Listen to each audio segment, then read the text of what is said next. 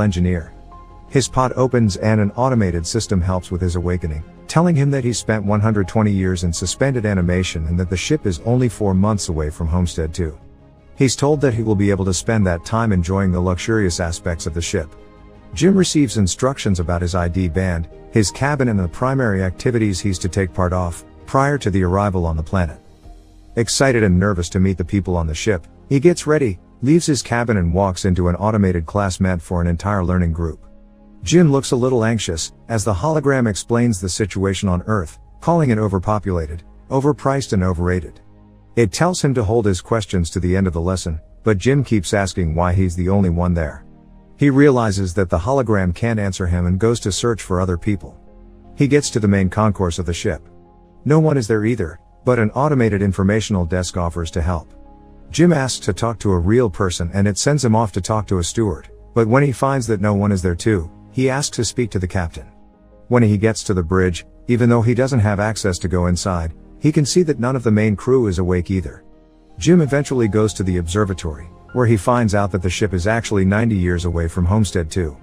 He realizes that he woke up too soon, so he rushes back to the concourse and sends a message back to Earth asking what he should do, because he doesn't know how to get back into hibernation. The communication system informs him that the overpriced call to Earth would take approximately 55 years to get an answer back.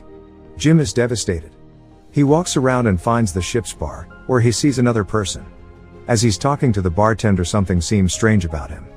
When he goes to get him a drink, Jim realizes that he's an android. It's called Arthur. Jim wants to find out more information from him, but he can't even explain to the android how it's possible for him to be there ahead of time. Jim wakes up in his cabin the next day and goes to the cantina, where he quickly realizes that most of the things on the menu are reserved for gold-class passengers only. He gets his plain coffee and tries to figure out how to fix his hibernation chamber.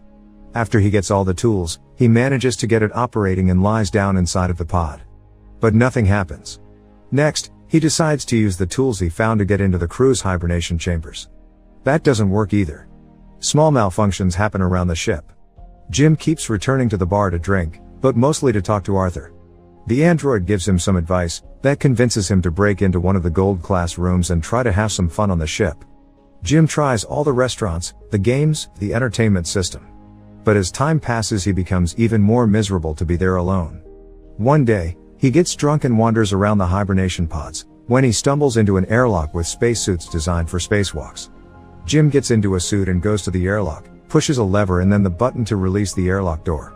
Once outside the ship, he's mesmerized by the view. He's the only conscious human being experiencing that moment in time. Jim releases the magnets on his boots and floats in space, feeling devastated. He comes back inside, takes off the suit, but goes back to the airlock without it on.